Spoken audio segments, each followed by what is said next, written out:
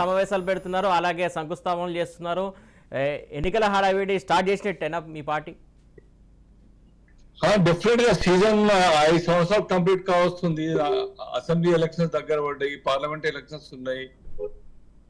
ప్రధానమంత్రి గారు దేశవ్యాప్తంగా ఏ రకంగా అయితే డెవలప్మెంట్ యాక్టివిటీ చేస్తా ఉన్నారో, తెలంగాణకు అవసరమైనటువంటి ఒక ముఖ్యమైన నిర్ణయాలు తీసుకొని ఈ యొక్క రాష్ట్రానికి అంకితం చేస్తా ఉన్నారు.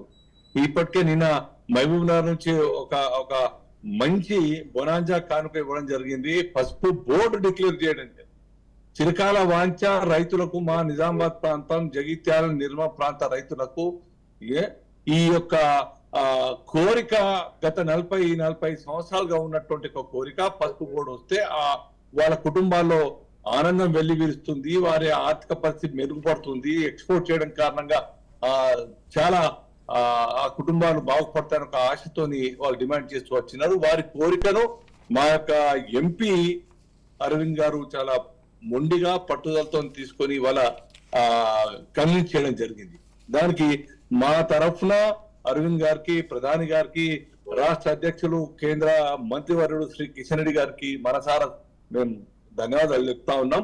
ఇది దాని తర్వాత తెలంగాణ మొత్తానికి దేశంలో కూడా ఎక్కడ కూడా లేనటువంటి యొక్క ట్రైబల్ యూనివర్సిటీ, చాలా ఇంపార్టెంట్.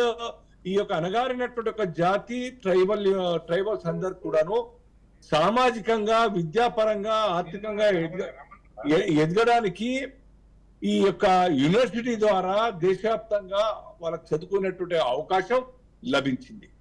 ఇది ఎప్పుడో కావాల్సింది, ఎన్నో రోజులతో కావాల్సింది. ఈ యొక్క రాష్ట్ర ప్రభుత్వం నిర్లక్ష్యం కారణంగా ఇక్కడ సరైనటువంటి ఒక అవసరమైనటువంటి ల్యాండ్ ఇవ్వని కారణంగా ఇంతకాలం తాత్సారం చేయడం జరిగింది. ఇప్పటికైనా రాష్ట్ర ప్రభుత్వం ముందుకొచ్చి డిస్ప్యూట్ లేని, లిటిగేషన్ లేనటువంటి ల్యాండ్ ఇచ్చి మరి ముందుకు రావాల్సిన అవసరం ఉండే. మరి ఇప్పుడు అయిందని చెప్తా ఉన్నారు. కేంద్ర ప్రభుత్వం అయితే అనౌన్స్ చేయడం జరిగింది.